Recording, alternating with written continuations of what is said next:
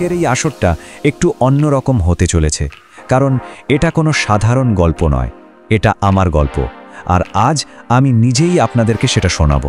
আমি আপনাদের লিভার, শরীরের ভেতরে সবার চোখের আড়ালে, যে কিনা সব কাজ সামলায়। হয়তো তেমন কেউ পাত্তা দেয় না, কিন্তু আমার কাজ কিন্তু এক মুহূর্তের জন্যও থামে না। আর সত্যি বলতে কি, আমি এখন ক্লান্ত, ভীষণ ক্লান্ত। তাই ভাবলাম আমার গল্পটা এবার আপনাদের শোনানো দরকার, আমার লড়াই আর টিকে থাকার এই কাহিনীটা। অনেকেই তো ভাবে আমি বুঝি শরীরের আর 5টা অঙ্গের মতোই একটা সাধারণ পার্ট, কিন্তু আমার দায়িত্ব যেটি কতটা বড় তা হয়তো অনেকেই জানেন না। শুনতে চান আমার জব ডেসক্রিপশন? দেখুন, আমি কোনো সাধারণ অঙ্গ নই। আমি হলাম প্রায় 1.5 কিলোগ্রামের এক বিশাল বায়োকেমিক্যাল ফ্যাক্টরি।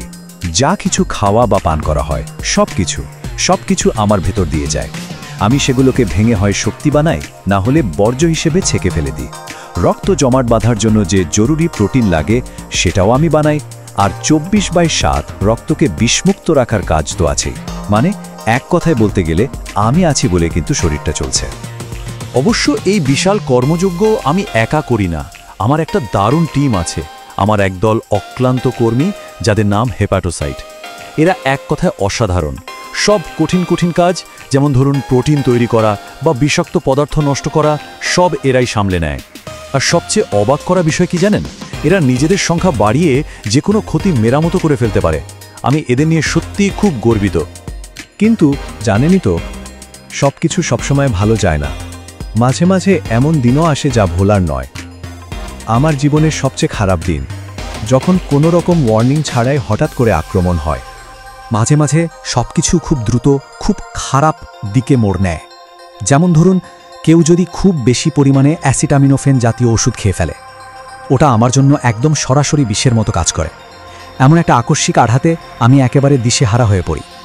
যখন এমন ভয়ঙ্কর বিষাক্ত আক্রমণ হয়, আমার কর্মীরা মানে আমার হেপাটোসাইটগুলো দুইভাবে মারা যায়। একটা হলো নেক্রোসিস, এটাকে বলতে পারেন একটা বিশৃঙ্খল বিস্ফোরণের মতো, যেখানে কোষগুলো ফুলে ফেপে একেবারে ফেটে যায়। আর একটা হলো অ্যাপোপ্টোসিস, যেটা অনেকটা পরিপাটি আত্মহত্যার মতো। কোষগুলো সুন্দরভাবে গুটিয়ে গিয়ে বিদায় নেয়। তবে ওই রকম তীব্র বিষাক্ত আক্রমণে বেশিরভাগ ক্ষেত্রেই ওই ভয়ঙ্কর বিস্ফোরণটাই ঘটে। আর যখন আমার এমন মারাত্মক ক্ষতি হয়, ডাক্তাররা যাকে বলেন অ্যাকিউট লিভার ফেলিওর, তখন পরিস্থিতি কি ভয়ঙ্কর হয় জানেন? যদি খুব তাড়াতাড়ি লিভার ট্রান্সপ্ল্যান্ট না করা যায়, তাহলে মৃত্যুর আশঙ্কা প্রায় 80%। হ্যাঁ, আপনি ঠিকই শুনছেন, 80%।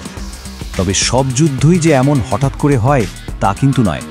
কিছু যুদ্ধ চলে বছরের পর বছর ধরে, খুব ধীরে কিন্তু ভীষণ যন্ত্রণাদায়ক। আমার শরীরের এই যে ক্ষতচিহ্নগুলো, এগুলো সেই দীর্ঘ যুদ্ধেরই সাক্ষী।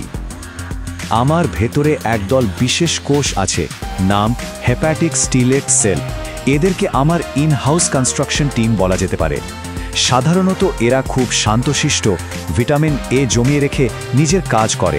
কিন্তু যখন বছরের পর বছর ধরে আমার উপর অত্যাচার চলতে থাকে, ধরুন যেমন লাগাতার অতিরিক্ত অ্যালকোহল সেবন, তখন এরা একেবারে ক্ষেপে যায় আর পাগলের মতো ক্ষত টিস্যু বা স্কার তৈরি করতে শুরু করে। আমার ধ্বংসের পথটা বেশ ধীর আর কয়েকটা ধাপে হয়। প্রথমে আমার কোষে চর্বি জমতে শুরু করে, ডাক্তারি ভাষায় বলে স্টিয়াটোসিস। এরপর আমার কর্মীরা মানে হেপাটোসাইটগুলো রেগে গিয়ে ফুলে ওঠে, আর তখন শুরু হয় হেপাটাইটিস। এরপর ওই যে ক্ষিপ্ত কনস্ট্রাকশন টিম, তারা ক্ষত তৈরি করতে থাকে, যাকে বলে ফাইব্রোসিস। আর শেষ পরিণতি, পুরো শরীরটা আমার এবড়োখেবড়ো, শক্ত, ক্ষতবিক্ষত একটা মাংসপিণ্ডে পরিণত হয়, যেটা কোনো মতে কাজ চালাচ্ছে। এই অবস্থাকেই বলে সিরোসিস। কিন্তু ব্যাপারটা এখানেই শেষ হয় না। আমি তো একা নই, তাই না? পুরো শরীরের সাথেই আমার যোগাযোগ। তাই আমি যখন ভেঙে পড়ি, তখন ধীরে ধীরে পুরো সিস্টেমটাই ভেঙে পড়ে। এটা ঠিক একটা ডমিনো এফেক্টের মতো, একটা পড়লে বাকিগুলোও পড়তে শুরু করে। একবার ভাবুন তো, আমার ভেতরের যে অসংখ্য রক্ত চলাচলের পাইপলাইন আছে, সেগুলো যদি এই ক্ষতের জট দিয়ে পুরোপুরি আটকে যায়, তাহলে কি হতে পারে? রক্তচাপ বাড়তে বাড়তে একটা ভয়ঙ্কর পরিস্থিতি তৈরি হয়। যখন রক্ত ঠিকমতো বইতে পারে না, তখন সবকিছু লিক করতে শুরু করে। রক্তনালী থেকে জলীয় অংশ চুইয়ে বেরিয়ে এসে পেটের ভেতরে জমতে থাকে, যাকে বলে অ্যাসাইটিস। এতে পেটটা একেবারে ফুলে ঢোল হয়ে যায়। রক্ত তখন স্বাভাবিক পথ না পেয়ে বিপজ্জনক শর্টকাট রাস্তা খুঁজতে থাকে। এর ফলে কি হয়? খাদ্যনালীর মতো নরম জায়গার শিরাগুলো অতিরিক্ত রক্তচাপে বেলুনের মতো ফুলে ওঠে। এগুলোকে বলে ভ্যারিসেস, আর এগুলো যে কোনো মুহূর্তে ফেটে গিয়ে মারাত্মক রক্তক্ষরণ ঘটাতে পারে। আমার আরেকটা খুব গুরুত্বপূর্ণ কাজ হলো রক্তের বিষাক্ত পদার্থ যেমন অ্যামোনিয়া ছেঁকে মস্তিষ্ককে রক্ষা করা। আমার ব্রেন ফিল্টার বলতে পারেন, কিন্তু যখন আমি ঠিকমতো কাজ করতে পারি না, আমার সেই ফিল্টারটা জ্যাম হয়ে যায়। তখন এই বিষগুলো সোজা মস্তিষ্কে চলে যায়, আর তার ফলে যা হয় তাকে বলে হেপ্যাটিক এনসেফেলোপ্যাথি। মানুষ বিভ্রান্ত হয়ে পড়ে, আচরণ বদলে যায়, এমনকি কোমাতেও চলে যেতে পারে। তো এই হলো আমার লড়াইয়ের গল্প, আমার ক্লান্তির পেছনের কারণ। এবার আমার শেষ কিছু কথা, যা হয়তো আপনাদের একটু ভাবাবে। আমার মূল কথাগুলো হলো, আমার কর্মীরা মানে হেপাটোসাইটরা নিজেদের সারিয়ে তুলতে পারে ঠিকই, কিন্তু তারা অপরাজেয় নয়। বছরের পর বছর যুদ্ধ করলে যে স্থায়ী ক্ষত তৈরি হয় তার নাম সিরোসিস। আর আমি যদি কাজ করা বন্ধ করে দিই, তাহলে পুরো সিস্টেমটাই কিন্তু বড়সড় বিপদে পড়বে। তবে একটা বড় আশার কথাও আছে, যদি আঘাতের কারণটা বন্ধ করে দেয়া যায়, আমি অনেক সময় নিজেকে সারিয়ে তুলতে পারি, এমনকি সেই গভীর ক্ষতচিহ্নগুলো ধীরে ধীরে মিলিয়ে যেতে পারে।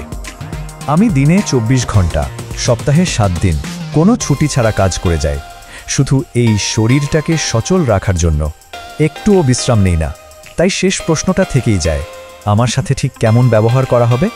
এর উত্তরটা কিন্তু আপনাদেরই হাতে।